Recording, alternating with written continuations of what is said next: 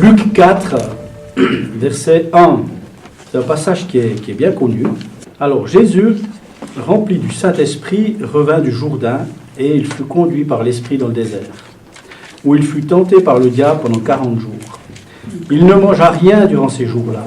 Et après qu'il fut récoulé, il eut faim. Le diable lui dit, « Si tu es fils de Dieu, ordonne à cette pierre qu'elle devienne du pain. » Jésus lui répondit, « Il est écrit, l'homme ne vivra pas de pain seulement. » Le diable, l'ayant élevé, lui montra en un instant tous les royaumes de la terre et lui dit, « Je te donnerai toute cette puissance et la gloire de ces royaumes, car elle m'a été donnée, je la donne à qui je veux.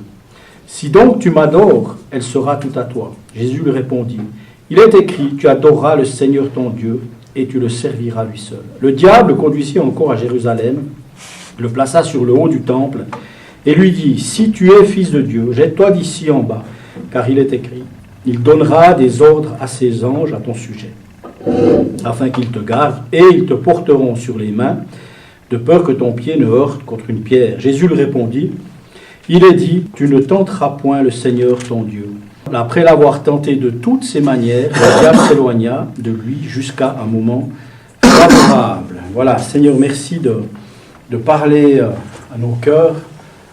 Ce matin, Seigneur, on vient devant toi parce qu'on a besoin d'entendre quelque chose qui vient de toi, Seigneur.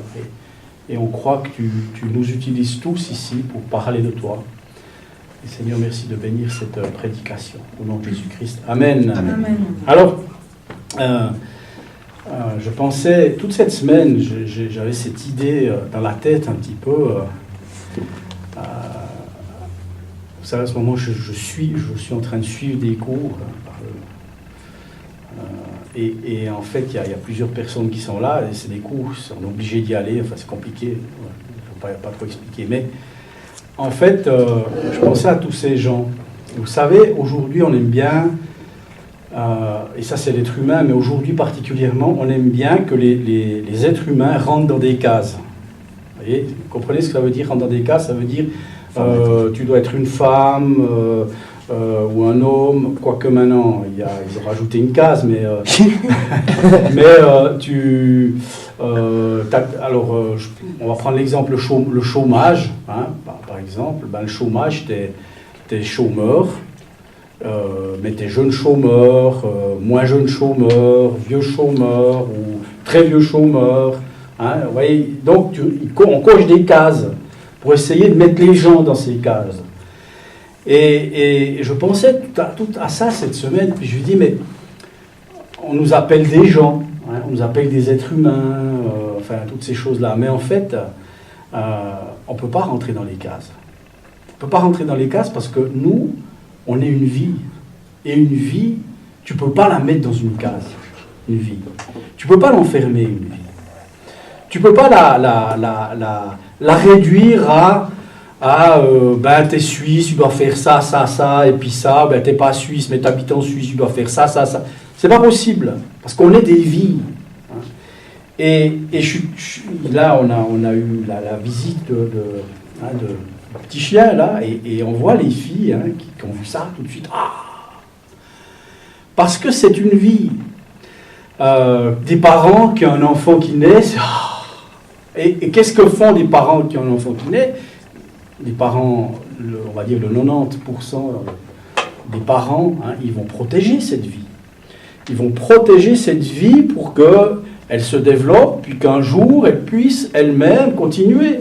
Hein, ça, c'est les êtres humains, on est tous comme ça. D'accord? On protège la vie. Je ne sais pas si vous avez des plantes chez vous à la maison. Hein. Moi, j'évite, enfin, un temps, on évitait un peu avec mon épouse, parce qu'on justement, on pensait qu'on n'arrivait pas bien à s'en occuper, et puis que c'était... Voilà. Mais maintenant, on s'est dit, non, on veut un peu de plantes vertes. Mais qu'est-ce qu'on fait avec? On s'en occupe. Ben, c'est la vie. Il faut l'arroser. Hein. On a un petit animal aussi à la maison, c'est la vie. Tiens, il ne bouge pas, qu'est-ce qui se passe hein. Et on le protège. Vous comprenez ce que j'essaye de vous expliquer? La vie, c'est pas des gens... C'est pas des numéros, c'est pas un truc que tu peux enfermer, c'est pas... Et c'est ça la difficulté de notre monde. Parce que justement, on veut toujours essayer, ah toi t'es comme ça, donc c'est fini pour toi, ah toi t'es ci, donc ci, etc. Et on envoie les gens dans des voies, etc. Mais non, on est des vies. Et donc cette vie, hein, un être humain basique, on va dire, si je puis dire comme ça, mais nous, on a ce sens de se préserver nos vies. Hein, quelqu'un de normal, bien sûr. On fait tout pour préserver notre vie. On la chérit, notre vie. Ben, nous, et maintenant j'aimerais venir d'un point de vue spirituel, d'un point de vue chrétien, qu'est-ce qui se passe? Il est dit que si quelqu'un est en Christ, il est une nouvelle créature, une nouvelle vie. Les choses anciennes passées, voici toutes choses sont de nouvelles. Donc, si vous voulez, Dieu nous a donné une nouvelle vie, puisque je suis né de nouveau, hein, dit la parole de Dieu, je suis en Christ, et donc j'ai une nouvelle vie. Et cette nouvelle vie, mes amis, j'ai une responsabilité, c'est de la chérir, c'est de l'aimer, c'est de tout faire pour que cette nouvelle vie puisse s'épanouir. C'est ça, la vie chrétienne. Alors, on est un peu confus parce que, vous savez, on a une âme, on a l'esprit, et l'âme, c'est ce que ce monde peut nous donner. Hein. On nourrit les choses, notre âme, on a bien mangé, on a vu un bon film, je gagne beaucoup d'argent, je peux m'acheter ce que je veux, etc. Mais comme on est un tripartite, enfin, comme on est fait en trois parties, corps, âme, esprit, eh ben, nous, en tant que croyants, si on s'occupe que de la vie de l'âme, il y a quelque chose qui ne joue pas. Hein, c'est la vie de l'esprit. Et cette vie-là, on doit en prendre soin. Cette vie-là, ça devrait être comme... J'aimerais vraiment transmettre cette image. On est là devant un bébé qui naît, là. Oh, il est mignon, il ressemble à sa maman, il ressemble à son papa. Ben, cette vie que Dieu nous a donnée, on devrait avoir le même... Oh, mais cette vie extraordinaire que Dieu nous a donnée. Oh, on ressemble à papa. On ressemble à papa. Parce qu'il est dit dans la parole de Dieu qu'on est en Christ et qu'un jour on sera semblable à lui. On est Dieu. Excusez-moi, j'ai pas dit on est des dieux, mais on est parti de Dieu. Vous comprenez? On a la vie de Dieu en nous. Dieu est en nous. Et c'est extraordinaire. Ben, je ne sais pas. On devrait être là. Quelqu'un de l'église de Montpellier a mis sur Facebook son neveu aîné, je crois. Il y a une naissance. Il dit « Ah, c'est le plus beau jour de ma vie, c'est extraordinaire. Aujourd'hui, c'est une journée extraordinaire. » Ben, nous, c'est pareil, mes amis. On a la vie de Dieu. On a la vie de Dieu en nous. C'est juste... C'est Hiroshima, c'est ce que vous voulez. C'est génial. Non? C'est pas génial d'avoir la vie de Dieu. On a... Waouh. Et bien cette vie, j'aimerais qu'on soit ensemble dire waouh, c'est trop beau. Et comme les parents de voir le bébé, oh, c'est trop beau. Alors, il y en a des qui sont peut-être pas parents, qui disent comme ça, hein, déjà vu. Mais des parents, quand un bébé est né, c'est le plus beau du monde. Hein. Ma fille, c'est la plus belle fille du monde. Mon fils, c'est le plus beau fils du monde. C'est évident. Quand ils sont nés, c'était les plus beaux de la terre. Ben, on devrait avoir cette même mentalité vis-à-vis des frères et des sœurs. Waouh, t'as la vie de Christ, waouh, génial. T'as la vie de Christ, waouh, waouh, waouh, waouh, youpi, génial. Et ensemble, on a une responsabilité, c'est que cette vie se développe. Ensemble, c'est pour ça l'Église. Hein, c'est ça qui fait que dans l'Église, il y a une harmonie. On se développe ensemble, on prend soin des uns des autres. Pas pour être dirigiste, pas pour dire légaliste, dis donc, tu pêches. Non, ça n'a rien à voir. On a envie que cette vie que vous avez, elle s'épanouisse. C'est ça l'Église. C'est la fête. C'est que cette vie, elle puisse... Waouh, vous connaissez ces bonbons, on en avait ça quand j'étais enfant, vous mettez le bonbon, puis tout d'un coup, quand vous cassez, hein, ça fait une explosion dans la bouche. Il y a même les yeux qui a toutes les couleurs, des étoiles. Vous connaissez ces bonbons, hein? On avait ce qu'on appelait aussi les tiki. Ça, c'est très très vieux, vous ne connaissez peut-être pas, mais c'était une explosion. Ben, c'est ça la vie chrétienne. Ça devrait être une explosion de joie. C'est quelque chose que... C'est un trésor, mes amis, un trésor. Et Jésus a raconté des paraboles. Quelqu'un qui a trouvé ce trésor, il a, ah, c'est mon trésor. Vous voyez, je veux dire, il a... Et on a cette vie extraordinaire. Alors, ici, je vais revenir à ma prédication, parce que tout ce que je viens de vous dire, ce n'était pas prévu, mais je suis tellement enthousiaste. La vie, c'est la vie. Enfin, c'est la plus belle chose qu'il puisse imaginer. Même l'être humain, qu'est-ce qu'il fait? Il essaye de refaire la vie. Parce que le truc, c'est wow. Eh bien, nous, mes amis, on a une nouvelle vie. C'est pas extraordinaire? On est venu de nouveau, on a une nouvelle vie. Et donc, Jésus, ici, si vous voulez, déjà, Jésus était tenté comme nous tous. D'accord? Ça, c'est...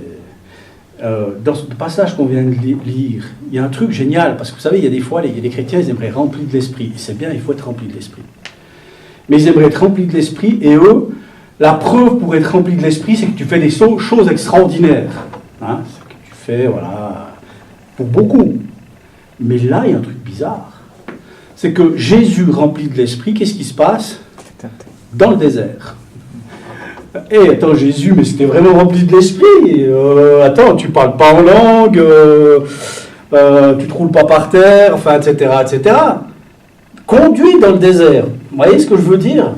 Et il y a des gens, ils aimeraient être remplis de l'esprit pour faire des trucs, waouh, hein, des trucs hors normes, que, waouh, voilà.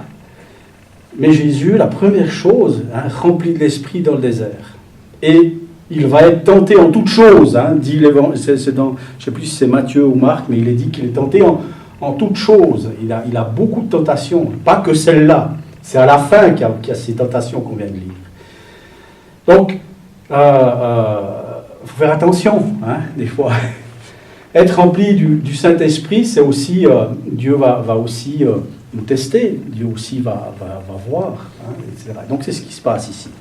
Mais, c'est très intéressant ce que Jésus dit ici.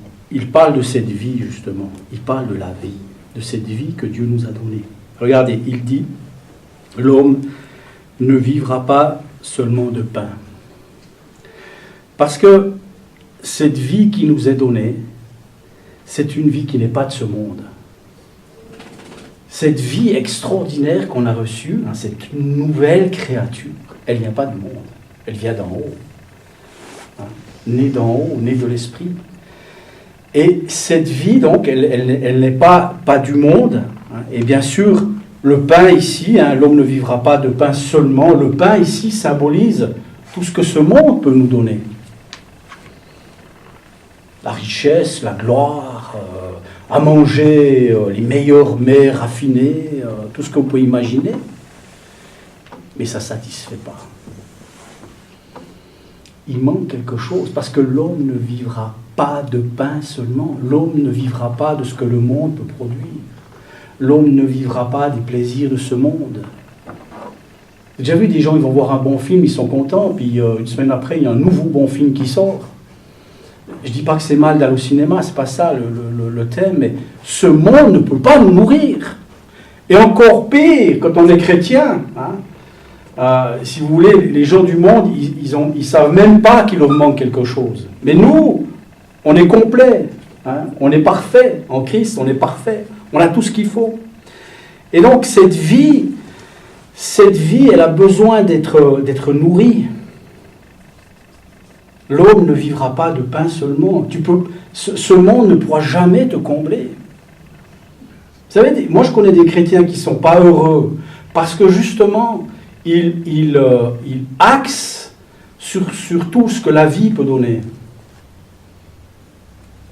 C'est pas mal. Avoir un bon travail, c'est bien. Tant mieux. Bien manger, c'est bien. Avoir un bel appartement, c'est bien. Avoir une belle voiture, c'est bien. Avoir un bateau, c'est bien. Avoir un avion, c'est bien. Et, tout est bien. Mais si c'est ça qui te nourrit, tu ne seras pas bien. Vous comprenez ce que je veux dire? Toujours vide. Ouais, c'est ça. Tu dis, il manque un truc. Il manque un truc. Donne-le-moi. Hein. Mais c'est les apôtres quand ils prêchaient dans le livre des Actes. Hein. Et donne-moi ce Saint-Esprit, je le veux, donne-le-moi, t'as un truc, je le veux, vous voyez, hein, vous vous souvenez, je ne sais plus le passage exact, mais c'est, je le veux. Parce qu'il y a un vide. Tu pourrais être l'homme le plus riche du monde, avoir tout ce que tu seras, il y aura un vide. Mais ça, c'est le problème de tout le monde aujourd'hui. C'est le problème de tout le monde. C'est aussi le problème des chrétiens qui ne sont pas enseignés. Parce qu'ils savent, un chrétien enseigné, il sait justement, et c'est ce que je suis en train d'essayer d'enseigner ce matin, c'est qu'on a reçu une nouvelle vie. Et c'est que c'est cette nouvelle vie qui va faire qu'on est heureux ou pas, qui va faire qu'on ne soit pas vide. Parce que si vous voulez, cette nouvelle vie, comment expliquer ? Certains essayent, voilà, certains mettent du sable, c'est la vie, hein, ils mettent du sable pour atteindre le haut de la bouteille, mais ils n'y arrivent jamais. Voilà. Alors que nous, si vous voulez, on met d'abord la vie de Dieu, et puis tout le reste vient en plus, et puis ça déborde. C'est ça, vous voyez, c'est un renversement. L'homme naturel, l'homme charnel, il veut ce que le monde donne, mais il est vide. Alors que l'homme spirituel, il s'occupe des choses d'en haut, et toutes choses lui seront données en plus. Vous voyez, c'est un renversement en fait. Hein, au lieu de t'occuper des choses de la vie de ce monde, tu t'occupes des choses de la vie spirituelle, et tout le reste est donné. C'est ça, hein, mais c'est extraordinaire. Donc ici, c'est une vie qui ne vient pas de ce monde. Hein. Et donc, celui qui est né de Dieu doit aussi être nourri spirituellement par Dieu. Hein, je vous ai dit tout à l'heure, il y a une distinction entre l'âme et l'esprit. Notre âme, elle peut être nourrie, etc. Mais l'esprit, il a besoin d'être nourri. Et donc, la deuxième vie, c'est une vie de foi. L'homme ne vivra pas de pain seulement, mais de toute parole de Dieu. C'est la foi. Cette vie, si vous voulez, déjà, il faut comprendre la première chose, cette nouvelle créature que nous sommes, cette vie, elle n'est pas de ce monde. Vous ne pouvez pas rentrer dans la case en tant que chrétien. Dans ce monde, on essaye de mettre les gens dans la case. Vous n'êtes plus dans la case. Ce n'est pas de ce monde. On est libre. C'est pour la liberté que Christ nous a franchis. C'est extraordinaire. On n'est plus dans la case. On ne peut plus nous enfermer. On va là où l'Esprit nous dit d'aller. Yeah! Là, j'ai envie de sauter sur la table, tellement c'est encourageant cette nouvelle vie.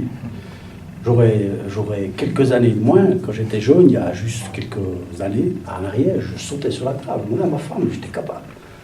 La vie de Dieu.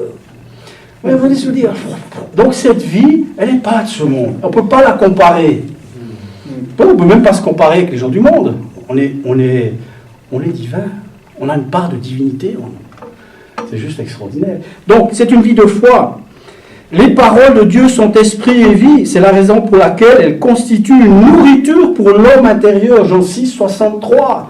C'est une nourriture, la parole de Dieu. J'aime, quand tonton, on a eu un téléphone hier soir, il m'a dit, je veux venir dans votre église parce que moi, c'est la parole de Dieu. Amen. Amen. Amen. Amen. Tant d'églises, ils mettent la parole de Dieu à côté. Super louange. Mais la louange, quelque part, ça nourrit l'âme. Hein. Dans certains endroits, c'est plus, ça fait plus guili-guili sur les bras. Ou à notre âme. Ah, voilà. Hein, ça touche les émotions, des choses. On a déjà expliqué, la louange, ça ne doit pas toucher nos émotions, ça doit toucher Dieu. Hein, sinon, ça sert à quoi? Autant écouter Johnny, et j'en passe, c'est les meilleurs. Si vous avez d'autres chanteurs, dites-moi. Mais vous comprenez ce que je veux dire? Donc, c'est une vie de foi, et la parole de Dieu, c'est la foi. C'est je crois cette parole. La foi vient de ce qu'on entend, et ce qu'on entend vient de la parole de Dieu. Donc c'est ça qui nourrit ma foi. C'est que dit Dieu, que dit la Bible, que dit la parole. Et c'est ça qui va nous nourrir, nous manger, enfin nous donner à manger. Il fut un temps, c'est très vieux, maintenant j'ai plus besoin d'avoir cet artifice-là, mais il fut un temps où je refusais de manger mon petit déjeuner tant que je n'avais pas passé du temps avec Dieu. Voilà, c'était un principe. Je disais, tu ne manges pas du solide tant que tu n'as pas eu ta nourriture spirituelle. Voilà, je m'étais imposé ça. Et parce qu'on a besoin des fois de prendre des habitudes, c'est pour ça qu'il faut s'imposer des choses. Hein. Et donc je faisais ça. Mais c'est une vie de foi. Ta parole m'a fait vivre, psaume 119, 50.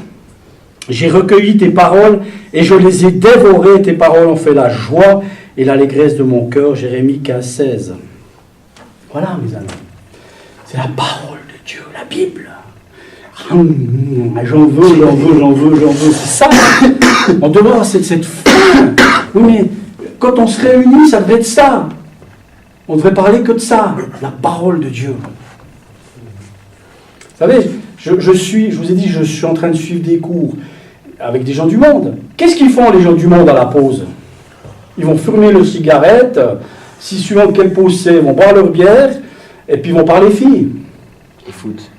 Et foot, mais comme il y a des filles, ils n'en parlent pas trop, voilà. C'est que ça qu'ils parlent. Et ils parlent de leur vie. Ils parlent de leur âme. Et puis après, ils sont contents, mais ils sont quand même vides. Alors que nous, mes amis, quand on se réunit, on parle de la parole de Dieu. Wow, j'aime les témoignages. J'aime quand on dit hey, Amélie, un petit témoignage. C'est normal, elle est timide, elle n'arrive pas à le dire. Mais parce que c'est ça, nos vies. Vous comprenez? Parler foot, on sait tous faire. Enfin, peut-être pas tous, mais parler... on connaît tout ça. On n'a pas besoin. Mais par contre, parler de Dieu. Hey, cette semaine, j'ai été encouragé. Hey, moi, j'étais au fin fond, en Bolivie. Dieu aussi en Bolivie, amen. C'est une blague. Parce que Dieu aussi au Togo, il est en Suisse, il est partout, en Espagne, il est... Toi, tu es originaire Équateur, Espagne. Équateur aussi, il est partout, Dieu, amen. Mais qu'est-ce que je veux dire? On parle de Dieu quand on se réunit. C'est ça qui nous rassemble. C'est ça, on a besoin d'entendre ce que Dieu fait dans ta vie. Ah, Dieu. Et puis tu connais ce passage. Ouais, non, ah oui, ah tiens, j'ai pas... Ouais, vous voyez, c'est ça. Puis ça nous nourrit et ça augmente notre foi. Donc c'est une vie de foi. Et je dois protéger ma vie de foi. Ensuite, c'est une vie d'adoration. Tu adoreras le Seigneur ton Dieu. Ben oui, mes amis. Aujourd'hui, on peut adorer tellement de choses. Ce monde, quel est le but de la publicité aujourd'hui? C'est de nous faire adorer quelque chose. Voilà. Tu sais, tu t'achètes ta dernière voiture, tu es tout content. 6 mois après, il y a le salon de l'auto qui arrive, on veut te faire adorer une autre voiture. Que tu puisses changer. Voilà. Donc, on voit ce que je veux dire? Mais nous, en tant que croyants, on adore notre Seigneur. On le met en premier. C'est lui qui compte. Lui en premier, lui d'abord, j'aime trop ça. La gloire de ce monde qui rejette Christ n'est qu'un mirage diabolique. Donc quiconque l'adore peut facilement jouir. Bien sûr, si on adore ce monde, on peut jouir des choses de ce monde. Mais ça passe. Ça passe. Il y a des gens ici qui sont plus âgés que d'autres. Venez vers nous, on vous racontera que la vie, ça passe. Quand tu as 20 ans, tu te dis, j'ai la vie devant moi. Mais quand tu approches 60 ans ou quand tu as 60 ans, tu dis, j'ai la vie derrière moi. C'est plus la même chose. Hein? Cette vie, elle passe. Elle passe. Ce que j'ai adoré, en plus, ce que j'ai adoré l'année passée, n'est plus le sujet de mon adoration. Alors que si j'adore Dieu, je ne change pas. Je ne change pas. C'est ça, tu adoreras ton Dieu. C'est une vie de service, tu le serviras lui seul. Vous n'aurez qu'un seul maître qui est le Christ, 23:8. Voilà. Moi, je sers Dieu. Voilà, toi, tu es caméraman, c'est ton travail, c'est ton job, mais tu sers Dieu. Même si tu vas faire un film sur le monde pourri, même si ce n'est pas le monde pourri, mais si c'est formidable, tu comprends ce que je veux dire? Mais tu sers Dieu. José, quand tu conduis ton taxi, tu sers Dieu. Tu sers pas le riche derrière qui a des billets glim glim glim, même si on est content d'avoir ses billets. Mais tu sers Dieu. José aussi, tu sers Dieu, même si tu as un travail difficile, tu sers Dieu. On est au service de Dieu. On n'est pas tous pasteurs à être que pasteurs. Parfois, on a besoin de travailler aussi. Et amen. Vous savez que la Bible dit, celui qui ne travaille pas ne mange pas. C'est dur, hein? Mais c'est quand même la parole de Dieu qui le dit. Donc on travaille, on fait ce qu'on peut, mais dans notre travail, on sert Dieu. Même si je balaye les toilettes, je sers Dieu. Les toilettes dans le restaurant. Vous comprenez ce que je veux dire? Je fais ces choses pour la gloire de Dieu. Vous connaissez, c'est une histoire horrible, mais ça c'est une histoire vraie. C'était en Chine. Il y a pour humilier les prisonniers, vous savez, beaucoup les croyants, ils étaient facilement emprisonnés. Et pour humilier les croyants, on leur faisait nettoyer les endroits les pires. Genre pour les WC, c'était un grand trou et on était capable de mettre quelqu'un dedans le grand trou pour le nettoyer. C'est un truc absolument immonde. Et un croyant, on le mettait là. Je ne sais plus qui c'est, je ne sais même pas si c'est Watchman Nee ou je ne sais pas si c'est quelqu'un qui a raconté cette histoire, mais c'est une histoire vraie. Et ce gars disait, mais c'était le meilleur endroit du monde. Parce que c'était tellement nauséabond, puant, horrible, que les gardiens, ils n'osaient même pas venir. Et dans cet endroit-là, je pouvais louer mon Dieu. Je pouvais louer, chanter à haute voix. Vous imaginez? Donc des fois, on a des travails difficiles. Mais je ne pense pas que c'est un travail autant difficile que cette personne. Et on peut honorer Dieu dans notre travail. Ouais, on est chef, on n'est pas chef, on est directeur, on n'est pas directeur, mais on travaille pour Dieu. Vous comprenez ce que je veux dire? Faut, bien sûr qu'on a un patron, mais au-dessus du patron, il y a mon patron. Mon patron, c'est Dieu. Voilà. Donc c'est une vie de service. C'est une vie d'humble obéissance. Tu ne tenteras point le Seigneur ton Dieu. Voilà. On obéit. On n'obéit pas aux hommes, on obéit à Dieu. On passe peut-être pour des... je ne sais pas quoi, mais on s'en fiche. On plaît à Dieu. On n'est pas là pour plaire aux hommes. Cette vie que Dieu nous a donnée, elle est là pour faire plaisir à Dieu. C'est Cantique des Cantiques. Vous savez, cette vie qu'on a, moi, c'est une scène, vous voyez. On a acheté une plante. Comment ça s'appelle? C'est des orchidées, là. Et là, elle est magnifique, hein. Vous avez vu, aujourd'hui. Et nous, on est presque les deux. Wow, regarde. On regarde. Ben, vous savez quoi? Nous, quand on est là, il y a des anges. Il y a Dieu qui dit, les anges, mais regardez la vie de ces gens dans ce lieu. Venez juste regarder la vie ici. Et vous avez des anges qui sont là, vous ne les voyez pas, mais il y a des anges ici. Il y a Dieu qui est là, bien sûr. Parce que là où un ou deux sont réunis, Dieu est au milieu d'eux. Et vous avez des anges qui sont là, qui disent, oh, mais quelle vie extraordinaire. Et regardez Erwin. Ah, et Sabrina, et Xavier, tous différents, pas dans un moule. Et les anges, ils sont là et ils regardent. À nous, on ne voit pas, parce qu'on n'est pas des anges, on n'a pas les mêmes yeux. Mais je vous assure, c'est comme ça que ça se passe. Ils se réjouissent. Ouais, je ne sais pas. Ah, puis lui, là, il a moins de bourgeons, hein, il a moins de fleurs, lui. Oh, mais regarde tous ces bourgeons. Wow, ça va éclater, mon pauvre ami. Vous voyez ce que je veux dire? Donc, on a une vie, cette vie, on la met à l'obéissance du Seigneur. On ne plaît pas aux hommes, on s'en fiche si on n'est pas beau aux yeux des hommes. On est beau aux yeux de Dieu et aux yeux des anges. Wow.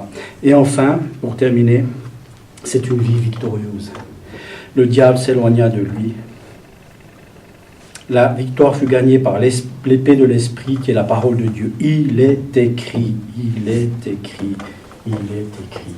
Oui, toi tu dis que, mais moi je vous dis, Jésus disait, il est écrit. Ce qui est écrit est plus important que ce que je pense, que ce que vous dites. Ce qui compte, c'est ce qui est écrit. Et quand ce qui compte, c'est ce qui est écrit, j'ai la victoire. Je suis plus que vainqueur. Waouh! Alléluia! Je suis plus que vainqueur. Moi, j'aime trop la victoire. Vous savez?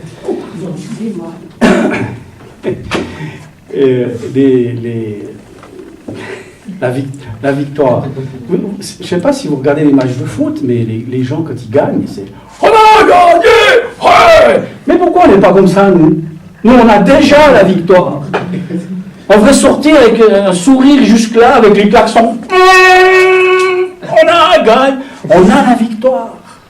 Comprenez? On est victorieux. On ne peut pas perdre. C'est impossible. Ah, j'arrête. La vie, mes amis. Cette vie que Dieu nous a donnée, on va en prendre soin. Parce que Dieu l'a mis dans de la terre, il l'arrose, il en prend soin, et il la regarde. Et les anges, les anges, venez! Venez à rue de Cour 139. Il y a la vie. Il y a la vie. Amen. Amen.